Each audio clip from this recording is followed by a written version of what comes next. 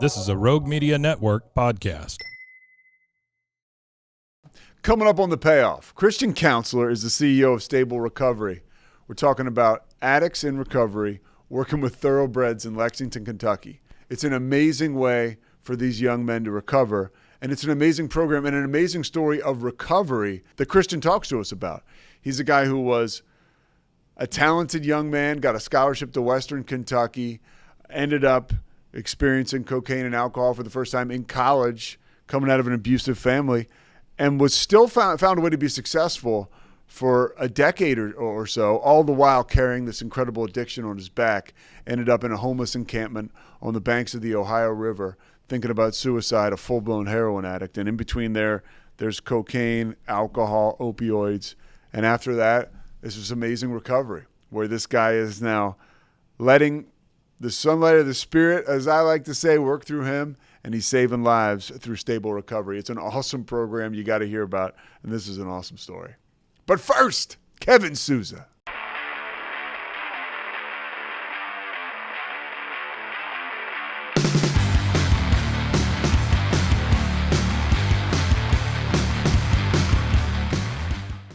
All right, so right now you are at Stable Recovery. You're in Lexington. Now, yes. Reading about your story, Christian, I saw you prior to this experience at Stable Recovery, you didn't have a ton of experiences with horses, but you had a lot of experience with addiction. So Plenty of experience, yeah. Over 20 years of experience with addiction and zero experience with horses. So I want to get it. That's the magic of recovery, right? Now you're sober and you're running a place called Stable Recovery. It is. So you grew up where?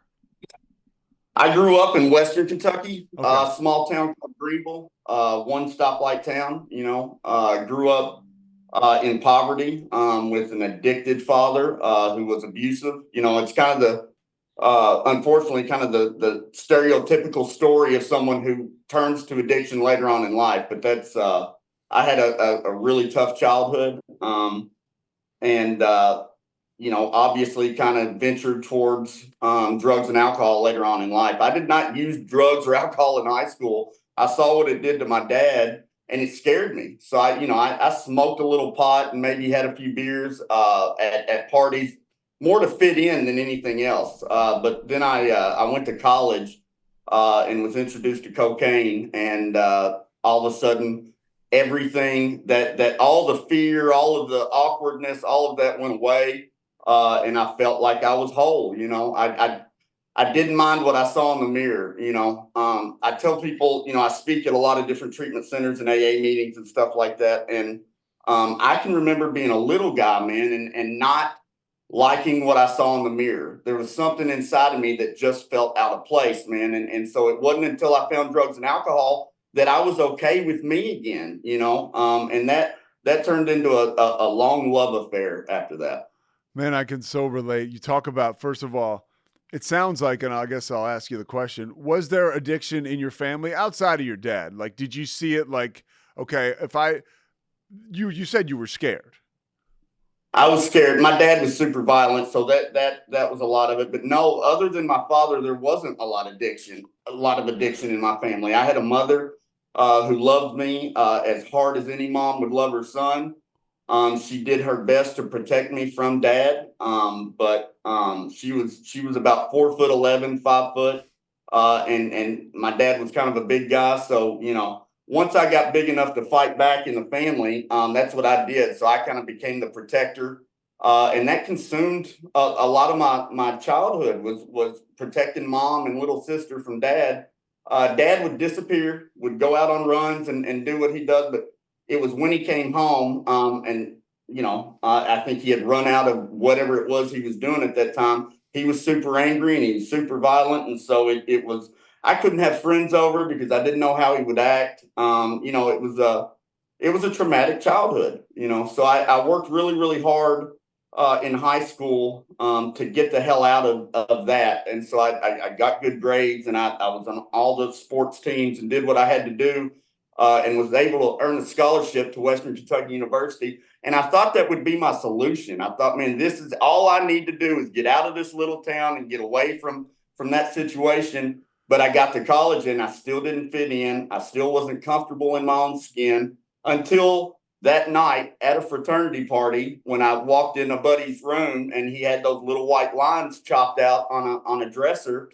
And that, man, it just solved everything. It was my solution, and it worked for a long time. It really did.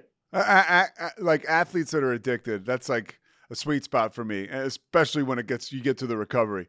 When you were in high school and you started to realize, you were good as an athlete, what did that do for you, and when did you realize that? Well, I was a pretty good baseball player. I was on all the all-star teams, and we traveled quite a bit. We were a small town, but we played a lot of baseball.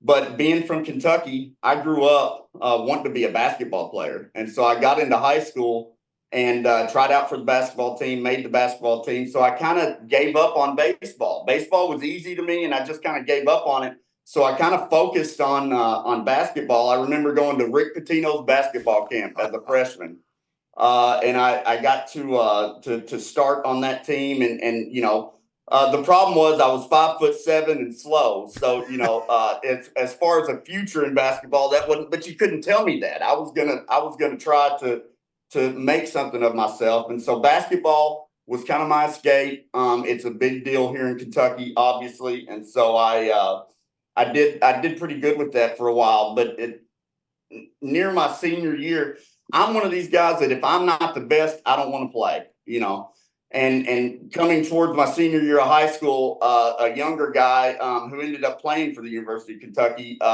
beat me out for my spot. And so I gave up on that. I quit my senior year, and that's been kind of a theme in my life for a long time, that if I wasn't the best, I'm just not going to participate. And it wasn't until I found recovery and sobriety and became okay with myself that I realized you're not going to be the best at everything you do, and you don't have to be the best at everything you do. But on the flip side of that, it's kind of driven me to build stable recovery, and I'm still a super driven individual. I wake up and I always feel like the world is collapsing. I'm not doing enough, so I kind of use that in recovery to find some success, and we've been very successful so far. So I'm really grateful for that. And it's been a lot of fun. Yeah, you guys create like a peer-driven support group, and that's sort of like a team, right? For me, I always say, recovery meetings, it's the best locker room I've ever been in. Everybody understands everybody else's role, and it's almost like it's like chop wood, carry water. The team is really, really focused on keeping the main thing, and that is sobriety. Back to your addiction. So by the way, who was the guy that beat you out that went to Kentucky? Patrick Sparks. Oh, really? Okay. Yeah. Those were some incredible teams, dude. They were. Yeah. They were. That was when things were good back in Kentucky. We've struggled recently, but we're going to get back there. You excited to have Mark Pope back? I am excited. He was a really special player for us. He was a team leader. He's passionate about, bleeding blue. And so, we're excited about it. Now we just got to get some players around him. I think we'll be successful again. Look at this. You're no nonsense. You're a real Wildcat fan. Okay, I want to talk about, you get to Western Kentucky. And when did you have your first beer in college? Basically the first night, and again, that was more trying to fit in with what was going on. That's what you did. Western Kentucky was kind of a party school anyway. So we moved into the dorms, and then we went out and found a party that night. And I didn't know at the time, but I drank out alcoholically from the very beginning. I was a blackout drinker. I didn't have any quit in me at all. It was drink until you puke, drink until you black out, drink until you end up in handcuffs type drinker. Many, many mornings I woke up and had no idea where I had been or what I had done, and that was scary, but it obviously wasn't scary enough to keep me from doing it the next day. And as later on in life, you find out that that's an alcoholic. That's, where normal people wake up and can't remember the night before. That it scares the hell out of them, and it should. But guys like me, I want to do it again, and let's take it even further the next night. How long after when you started to drink that you started to use cocaine? It was almost in tandem, Wow. because of, like I said, I didn't drink much in high school, so I'm drinking to get drunk in college. And that's how my buddy pulled me into his room. He was like, "Man, I got something that will help you drink more, will help you, kind of." And so that's kind of how that fit in. So it really kind of started alcoholism and addiction kind of started simultaneously for me. I only made it 3 semesters into college because my addiction got so out of control so fast that I was stealing textbooks to sell back to the bookstore so that I could buy more cocaine. And that's really, I ended up in the military after that. I had flunked out of school and ended up joining the Army because I needed a new solution. And by the way, you seem like a guy, we've talked about it off the top. Your personality is contagious. You got great energy. You're determined. You're driven. So you're like, okay, we can't outrun the monster, right? No. But it's like, okay, let me go to the arm, like let me go someplace, right? Am I correct there? Like it's like let me go here where I'll be away from it and I can succeed. Yeah, I ran from me for a large portion of my life. I always thought I would be able to outthink this thing, outwork this thing, outdo this. And when I started working in recovery, one of my mentors who taught me a lot about working with people in recovery, he told me early on, that we bury the smart ones first. And it's because we think we can outthink this thing, and you can't. It is absolutely something for me. I had to have a spiritual solution for this thing. I tried and failed many different treatments, many different sober livings, many different jobs, many different locations. And I felt like, and I knew that I was a fairly capable guy, but man, I just could not get ahead of this alcohol. I could not get ahead of the drugs. It followed me. I would inevitably move locations, start to do really well, get a good job, start taking care of what I need to take. And as soon as things got good, that's when I would screw things up again. I'd find myself at the bar, doing what I do, and inevitably push everybody away from me because when I drink, I'm violent and I'm aggressive, and I can't imagine what it's like to be around someone like that. I was like that, I ended up turning into my father, and that was the one thing I did not want to do was turn into my dad. But that's exactly when I drink alcohol, I turn into a monster. I just do. So. I relate so much when you say that. Then that's the thing about you. I was alcoholic, and I was an addict, but I really did want to do well. So when I would get a new job or a new relationship or a new opportunity, I would kick ass for like the first whatever. But like, Yeah, I can guarantee you, the junkie was going to show up at some point. It was going that's to it. happen. It was just a matter of when, and it usually didn't take that long. When you got into the Army, how long did that last? Did you kind of quickly go through that and on to the next?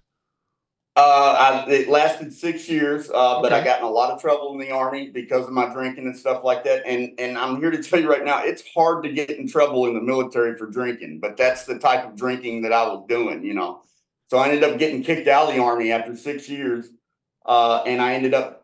It's kind of the prototypical story. I ended up moving back to small town Western Kentucky, and I became an underground coal miner, and that's where I was introduced to opiates. And so I kind of just moved my addiction from cocaine and alcohol to opiates. And then for 10 years, I functioned fairly well as a hardcore opiate addict. I worked every day, made lots of money in the coal mines. But the natural progression of an opiate addict is kind of you start out with the Lortab Percocet, and then you kind of graduate to Roxycontin and Oxycontin. This was during the Oxycontin craze and it was really easy to get these things. And I made enough money in the coal mines, I could sponsor people to drive down to the pill mills in Florida and bring them back. So but from the outside looking in, I was doing okay. I had a house, I had a truck, she had a car, everything from the outside looking in, but I was destroying myself internally. Yeah, I want to go through a couple more things before we talk about stable recovery and your recovery. When you're in the Army, was there one story that you can remember that something happened to you where you thought to myself, "Holy shit!" Like I'm going to Yeah, get kicked out of the Army for drinking, which is hard to do. it's hard to do. And there is one story. I was a crew chief on Black Hawk helicopters. So my barracks was right outside the airfield. And unfortunately, we had a bar right on basically on the airport called the 101 Club. And I went over there one night to drink with a pilot a new pilot. He's like, man, come out drinking with us. We drank, I don't know how much, pitchers and pitchers and pitchers of beer. And I apparently, I don't remember, I going back to the barracks that night, I walked into the wrong room, accused the guy of being in my bunk, jerked him out of there, got in a fight. I woke up somewhere outside that morning. I had pissed myself, had to show up in formation and was met by the first sergeant pretty quickly. And that's when that was when I was introduced to Alcoholics Anonymous. The Army made me go to Alcoholics Anonymous. But of course, when I get to those meetings at that time, I'm not one of these people. I'm being made to go, so I don't really need to be here. And I wish I had listened a lot more back then, because I would have saved the next 15, 16, 17 years of pain. But in hindsight, if it hadn't been for all of that pain, for all of the mistakes that I made, the incarcerations, the loss of family, all of it, I wouldn't be as effective at my job today, So I gathered a ton of intelligence on this disease, unknowingly, before I ended up working in recovery and doing what I do today. But it was an overdose in 2018 that led me to my final treatment center and to my final long-term program. And I had just made a decision, man. I'm either going to die or I'm going to get sober. And I didn't really care which one of those happened. I was so miserable. I'd been homeless for 3 years at that point. And this is the guy who had enough money to sponsor people to go down to Florida to buy drugs and then run them back, right? In the days of the pill mill, like you said. And now you're living outdoors. You have no place to live. Well, I became an IV drug user, and that's what led to homelessness and led to a real nightmare, But I had, most of my family had passed away at that point. I had burned every bridge that I had, so there were no more couches to sleep on. There were no more, So I ended up on the banks of the Ohio River in a homeless camp in Owensboro, Kentucky. And that went on for about 3 years. I knew the schedule that the gas stations threw their food out, so I could go to their dumpster and fish burnt pizza out of their dumpster to eat. It got, I was absolutely suicidal. I stood on the bank of that river many, many days thinking, man, all I need to do is take one step and it all ends. It's all over. But never really, thankfully, got up the nerve to do that. But ended up making that decision, man. I'm either going to die or get sober. And with that, I made the decision that if I'm going to get sober, I'm going to give it everything I've got. I'm going to push as hard as I possibly can. I'm going to listen to anybody that has something positive to say. And man, it's unbelievable. I came to Lexington. I'd never been to Lexington. Came to Lexington and was introduced to some people that are still in my life today. This circle, you hear about these circles, and I surrounded myself with people that were brave enough to tell me what I didn't want to hear. I had kind of become a master at surrounding myself with people that would do things my way for most of my life, right? And that's what we do. We fix, manage, and control, manipulate people. So, and then sorted places with lower companions, right? That's it. Sure. Yeah. Sure. And those were my people for a long time, and until I finally made that decision and started surrounding myself with people that didn't care to hurt my feelings and tell me what I needed to hear. And that's when the change really started to take place. Okay, so hold on. So you're living in the homeless encampment for 3 years. That last day, you have that overdose, and you're now as hopeless. I've been there, as hopeless as a person can be. Like on paper, it's like this guy's toast, right? Yeah. Now you and I know about that glimmer of hope that is recovery, right? Where if you throw yourself all the way in, your life can get all the way better and beyond. How did you get that opportunity? It's strange. And it's totally a God thing. And my God's not your God. I've got my own conception of what that is and stuff like that. But I remember being in the hospital, and I had overdosed before. I had been hospitalized for alcohol intoxication before, and typically when that happens, the staff doesn't treat you very good, and they just kind of put you back together and get you back out, so they can mess with people that have real problems, cancer and other stuff. But I had two nurses and a doctor that worked harder than I did to get me into treatment. They bought my bus ticket from Owensboro to Lexington. And I can remember being on that bus, and I was sick. I was, dope sick. But you're by yourself on the bus. I'm by myself.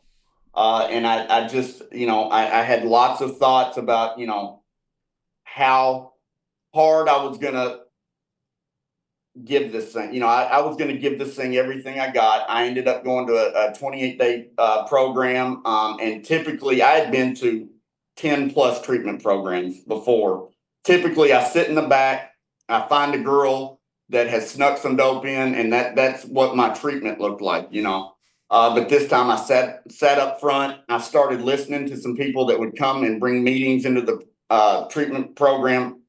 And I started asking questions. I don't want to die. I want to live. Please tell me how to do that. And they all suggested for me to go to long-term recovery. And that's what I did. I made the decision to come to a place here in Lexington.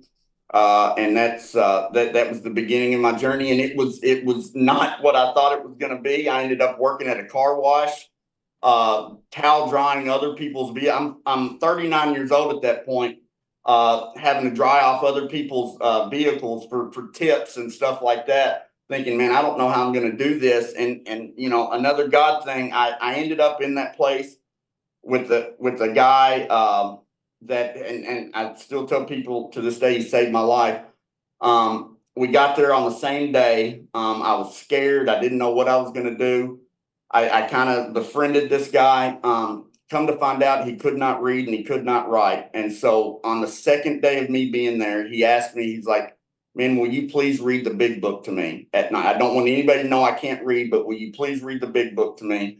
And so there were many, many days when I'm walking to that car wash thinking, man, F this. I'm not, but the thought would occur to me that, hey, man, Denver's waiting for me at the house to read tonight. So I kept going back to that house just to read the big book to this guy. And come to find out that literally saved my life, because the thought of letting him down was enough to keep me in the program that I was in.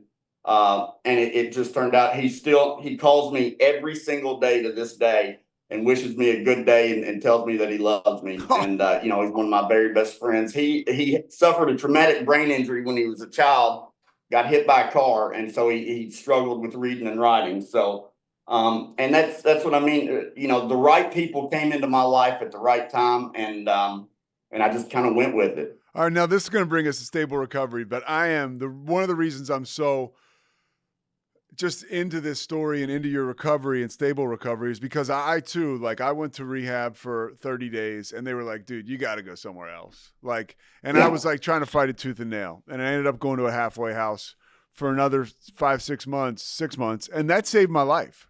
And a guy told me once, it's so weird the things that people will tell you that just hit. And this dude was like, hey man, it's going to be a couple months for the rest of your life.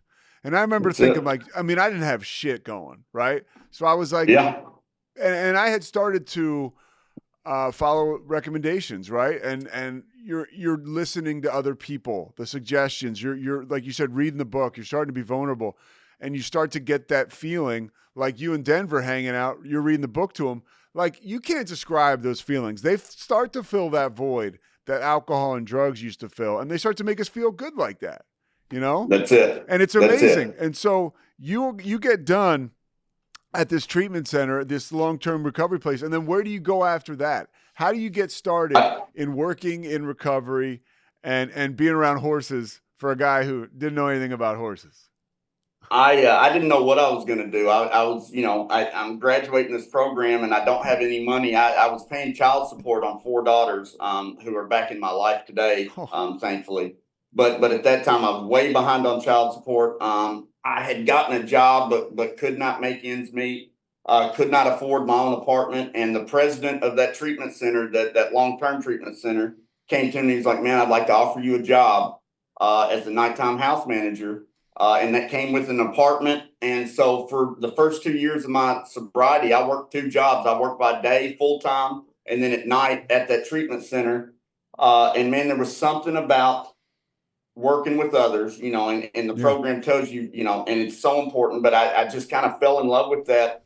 And so I eventually worked my way up to case manager at that program and then became vice president of that program. And I really kind of worked my way up because of these connections I made, and some influential horse people had some family members that needed help. And so I was able to help a couple of these influential horse people with their family members. And that's really kind of how I got introduced to horses. I ended up being introduced to Frank Taylor, who is my mentor and one of my very best friends. He's one of the 4 brothers that owns Taylor Made Farm here in Lexington, which is the largest consignor of thoroughbreds in the world. And he had this crazy idea. He's like, man, I want to bring people out to the farm and teach them how to work with horses. And so that's how we established the School of Horsemanship. That came before Stable Recovery. So I got to go out to the farm and learn how to work with thoroughbreds. And then I got to actually start teaching guys how to work with thoroughbreds. And as I was doing that, I saw the impact that these horses had on these men. And I thought, oh my God, if we could build a housing program around this School of Horsemanship, we could really help some people. And so I started kind of kicking that idea around with Frank. And so about 2 years ago, I borrowed $15,000 from Frank to start the first house here in Lexington. And that was the beginning of Stable Recovery. The very first night we opened up, we had 5 guys move in. All 5 left that night. And I thought, holy shit, we've messed up here. This is not going to be, but now we've grown substantially. I cannot say enough about how the thoroughbred industry has jumped on our back and supported this program. Stable Recovery is different from anything else around. We do not bill Medicaid. We do not do the traditional treatment. You said it earlier, we're a peer-driven therapeutic community. We focus on the individual. You know as well as anybody that it takes very little for a man to make a bad decision, very little. So we try to focus on each individual, find out what it is that could push them in the wrong direction and try to mend that before it happens. And it's just been incredible. It's been incredible. So your story, I just want to tap into a couple things. First of all, when you were the night manager at a recovery, the place where you went through, describe what that is like, because it takes patience and tolerance, and also you can't take any shit. People think like it's not like you were hanging out reading a book while it was like everybody else was sleeping. Right. No, and that's really kind of, and I talked about a little bit earlier how my life experience kind of made me really, really good for this. Is I'd get there at 5 p.m. every single night, and I'm sure but every single alcoholic and every single drug addict, whatever problem they have in their life right then is the biggest problem they've ever had in their life, right then. So trying to address those and put a fire out over here and put a fire out over there to keep this guy from making a terrible mistake and jumping out of this place,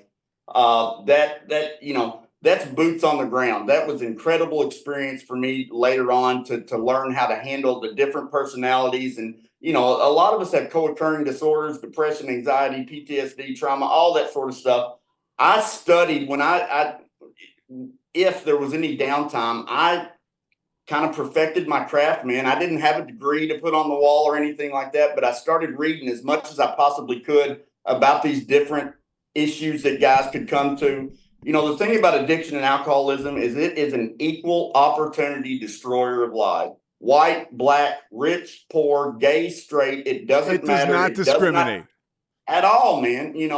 So you get a real broad view at what is out there as far as life and different circumstances. So I really, for those 2 years, I worked really, really hard at just kind of being a guy that could listen first and foremost, But on the flip side of that, through the aggression of my father, the military, and my own angst that I had, I was a guy that would kind of get in your face and tell you, man, you're about to make a mistake that is you're gonna end up in prison or a casket, And where a lot of people won't do that anymore, they want to kind of pat you on the butt and hug you and do that kind of stuff.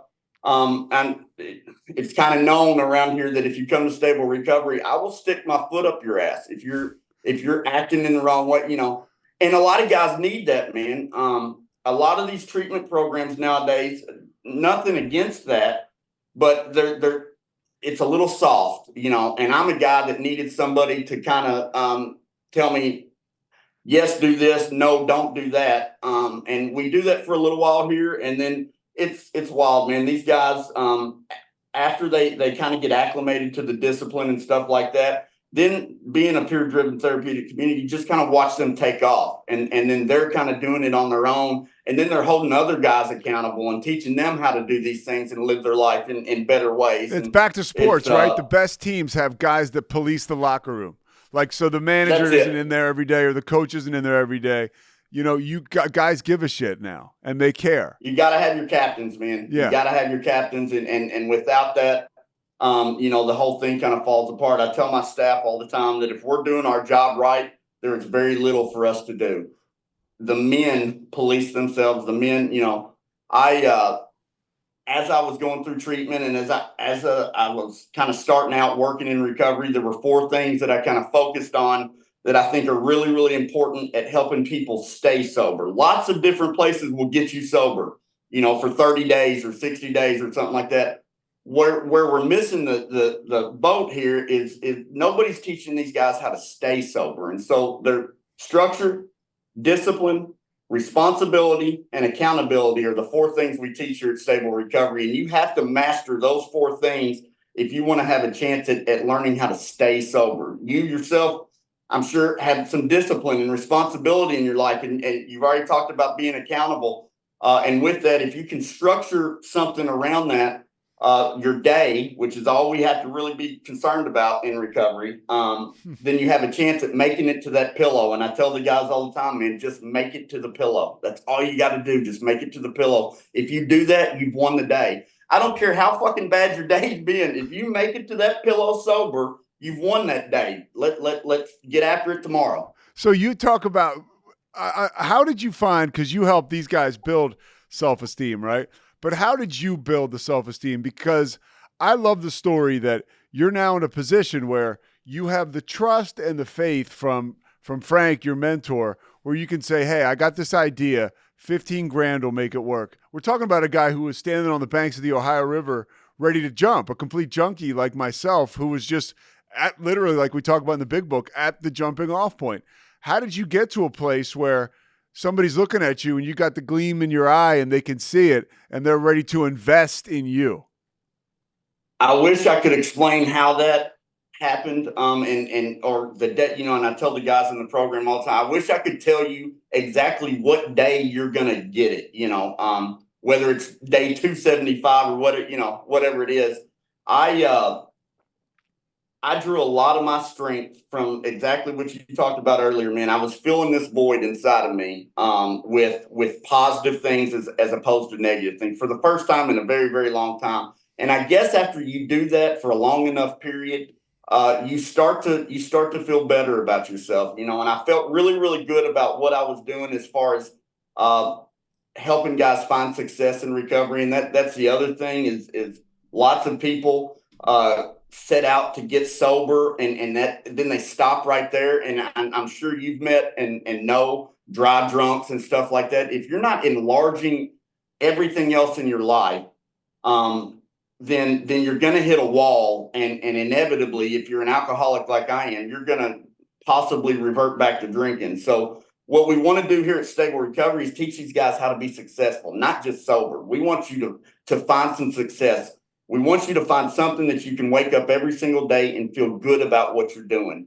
That is a huge asset and benefit to anyone's recovery, So waking up every day, and that's where the power of the horse. These guys are rubbing champion thoroughbreds every single day. It's not mom and dad's ponies in the backyard. I mean, We had one in the Derby this year, Honor Marie, that was foaled, raised, and sold at Tailor Made Farm. So these guys,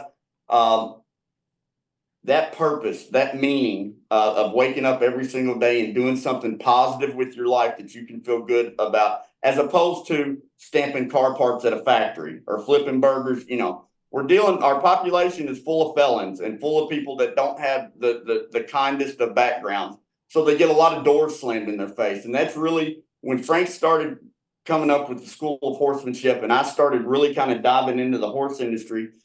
There were no barriers. If you show up every single day and you work hard, then there's a good chance that you can advance in this industry. And so that was the biggest thing that I saw. And with that, we've had 4 guys graduate Stable Recovery that are now division managers at some of the top farms in the world. So you can be successful in the horse industry starting ground level. They don't care what your background is. They just want you to show up every single day and work hard. And then if you do that, you have a chance of really doing something with your life. You talk about the power of the horse. What have you experienced as a mentor now to some of these young guys, and you see them come into Stable Recovery, be a part of this, and really catch it? And a lot of it has to do with the interaction with these amazing, amazing horses. It's so they're 1,200-pound muscles is what a thoroughbred is. They are literally bred to go fast and to kind of be a little bit aggressive. And so it's trust first and foremost. These guys who have not trusted anybody in their life for a very long time, getting into a stall and trusting that this 1,200-pound animal is not going to kill you while you're in there. It just starts to rebuild. It's intangible, really. It's things that you almost have to see it to understand it, because it's I'm getting guys that are coming from long-term prison sentences or the streets, and they're pretty tough, hardened around the edges.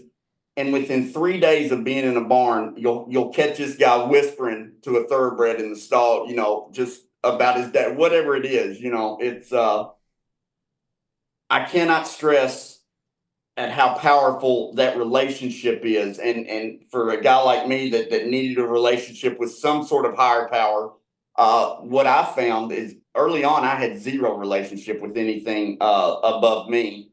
And so it kind of eases the transition into, for these guys that come in here and don't have any faith or any belief in anything, they start to gain that with this animal. And so inevitably, if you're in a program, an anonymous program or something like that, which is leading you to a relationship with something bigger than you, you can start right here with the horse, and it just kind of runs parallel. It's wild, man, to watch. A couple more things before I let you go. Hold on one second. I got to hit this on the screen. Zach, we're running out of battery here, just so you know. A couple more things. So you are there with these incredible horses, which I can only imagine they cost a lot of money, right? Yeah. How does that work with getting these guys? Like, is it okay to have I know that when I was just a couple days sober, you don't want me around anything valuable. So how does that work? Well, it took a lot of hard work on Frank's part, and then a few of us other ones, because nobody was going to let us on their farm around their $1 million horses. Nobody was. And Frank really kind of sold it to his brothers on a 90-day probationary period. He's like, man, I want to try this out. Will you please trust that this might work? And so we did those first 90 days, and it was really successful. And then it's just kind of built upon itself then to where now we have relationships with the largest, most successful farms in the world, from Windstar to Coolmore to Godolphin, Rudin. We have a laundry list of partners that want our guys to come onto their farm and start working for them. And that has blown me away. I never, ever saw that happening. But it's Windstar gave us a house on their farm, which is just incredible. So we got 8 guys, that live out at their farm, and they trust that. And come to find out, they have set the standard for the other workers on that farm that live on that farm. Their house is cleaner than any other house. They show up more consistently than any of the other workers. So it's just been, man, it's been unbelievable. You talked about the first couple of days, you'll see a guy, whispering to a horse. That's not the kind of stuff that you see even, and we're not here to talk shit about treatment centers. It's one of them saved my life, but Right. but this sounds like a whole different deal. Like, and It it's is. a lot different than sitting out in the yard smoking cigarettes with some guy who was telling you about how many times he rolled his car. That's So it. what is the difference there? Exactly what you just explained, and I'm not here to talk shit about treatment centers or Yeah. recovery programs, but unfortunately, recovery has become a business. It really has. And so with that, you get a lot of institutional type situations where guys, they throw you in a place, they lock the doors, they sit you in a group, all of this stuff. One really powerful aspect of stable recovery is the power of choice. We don't lock our doors. These guys can sign out and go anywhere in Lexington that they want to go. So allowing them to make a good choice every single day is a big part of our program. So they learn very quickly how to live sober, as opposed to, again, getting locked in a place and getting sober. Here you're learning these life skills along with, and with that, we have accountability partners and stuff like that. So if you are in kind of a shady spot or in a tough spot, you've got somebody there to say, hey man, no, we're doing something different here, and so we had an instance Friday night where I don't allow energy drinks here. Anything mood and mind altering, we don't allow here. And two guys were walking back from a meeting, and a guy bought an energy drink, and his brother told him, he's like, man, no, we don't do that here. And that's the power of this thing, man. So we've got a guy that's a month sober helping a guy that's 3 days sober, and it just kind of builds upon itself. And, so it's just really special as far as that's concerned. What's one of the examples that jumps out to you that you can share? Like one of the miracles of stable recovery that you've seen go through there. You mentioned the 4 division managers, but if there's one you can put your finger on. There's a guy that is near and dear to my heart. We'd been open 2 weeks when he got here, and he came in and he had just gotten done with a 10-year prison sentence for methamphetamines. He'd been homeless like me. He lost his mother to cancer like me. And he just came in here and he did everything. So my big thing here is maximum effort. I don't care if you're cleaning a toilet or rubbing a horse or whatever it is. You put effort into anything and everything that you do. If you do that, when you lay down at night, nobody can take that away from you. You know that you've done your best at anything that was asked of you that day. And he lived like that. And now he's been kind of become the poster child of stable recovery. Keeneland magazine just did a big article, and he's on the cover of it. And he's one of the division managers here at TaylorMade, and he absolutely loves what he does. He absolutely gives back to this program every chance that he can get. His life is just completely different now, man. And he went from having absolutely zero hope to being the guy that spreads hope. And that's only been a couple of years now. And so I'm super, super proud of that guy. But he's not the only one. We've graduated 8 legacies, which a legacy is someone who's completed 1 year of stable recovery. All 8 are gainfully employed in the equine industry, and all 8 are still sober. So that's a very big deal for us. Well, it speaks to the power of what you guys are doing, and also I'm just my experience is long-term recovery, and that's what worked for me. And I think there's something so profound about that commitment and the day-to-day, and just having to relearn. Last thing, what's it been like for you you were this guy who we talked about, hopeless like myself, and now as I'm talking to you, you got a gift. I'm thinking, man, thank God he got sober, because I see what you're doing to help all these other dudes. Like, what is that like for you? How do you stay on the beam? How do you continue to stay grateful and, not get, and I'm not saying you're getting cocky, but just too worried about all these guys. And because you get caught up in that stuff, it can affect the sunlight of the spirit coming through you onto other guys. Well, I have to avoid ego first and foremost. That is a big part for most alcoholics. We all have this, they say we're egomaniacs with inferiority complexes, yep, and that's absolutely me, man. Yeah. But I try to, remain humble. I work with a sponsor every single day, and I still, man, I catch myself. I'm not from Lexington. I'm not from the horse industry. I get to drive on to this incredible horse farm every single day.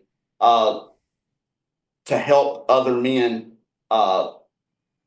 try to learn how to recover from, and that is not lost on me, man. I should be dead or in prison. I absolutely should be dead or in prison. And so I remember the pain first and foremost. I remember what it was like to hear a jail cell close behind me. I remember what it was like to eat food out of a dumpster. I remember what it was like to stand in line at a soup kitchen. And I don't want to ever forget that, man, because what, we try to teach these guys, we want them to gain more so that it becomes harder to want to lose. Does that make sense? We don't want them to lose what they've gained. And that's absolutely my life, man, is I get to, wake up every single day and all I have to worry about is going out to this incredible horse farm and how am I going to help so-and-so today? And I keep it very simple like that, man. I don't want to, it's not complex at all, man. It's about extending your hand and saying, man, I did it, so can you. And just providing those few moments of hope because, inevitably, at some point during the day today, we're going to have a guy that's wanting to give up or run out of here or something like that. And so, being able to kind of be on the front lines every single day. I never thought I would ever work in recovery. I've been a soldier and a coal miner my entire life. I didn't know anything about this, but come to find out, it was absolutely what I was made to do. And I will never, ever lose the gratitude for that, man. I get to wake up every single day and do what I love. And for a guy that broke the law, hurt every family member he, could ever hurt, there are days where I feel like I don't deserve this, and that's where I have to remind myself that for some reason, I've been granted this gift to do things that, the things that I do. And that's not lost on me at all. What's anything you want people to know about Stable Recovery that we didn't cover today? I know you got the Washington Post coming. I know you got big things happening there. It's an amazing deal you have. Anything you want people to know about it? Sure. I mean, it's open to anybody, man. We vet guys pretty tough.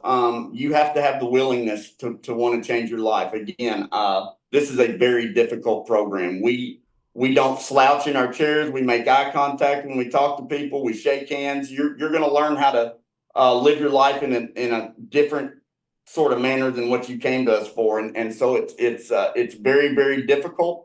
But it's absolutely possible. And for those that do well here, it's a chance to change your life. It absolutely is.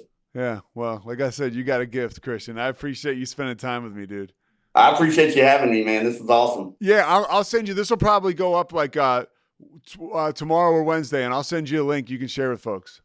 Please do, man. Let's stay in touch. I'd like to talk more. Absolutely, man. Thank you so much, Christian. I was there for I do football and basketball. I announce games, and so I was there for Kentucky, Eastern Kentucky last year. If I come back, dude, I'm going to text you. I would love to come meet up or go see the Dude, you got to come check it out. Yeah. I'd love to show you around. It's incredible. I'd love to show you around. Yeah, Lexington's awesome. I mean, I've only been there once, but it was beautiful. Yeah. It's a great spot, man. Yeah, definitely let me know, and I'll show you around. All right, Christian. Thanks, dude. Appreciate it, brother. Have a good day. You got it, man. Thanks, man. Thanks so much for listening to The Payoff with Pete. Once again, I'm Pete Souza. And of course, we are part of the Rogue Media Network. All kinds of good podcasts you can find at roguemedianetwork.com. And of course, you can find this podcast and all those other ones wherever you get your podcasts, iTunes, Spotify, other spots like that.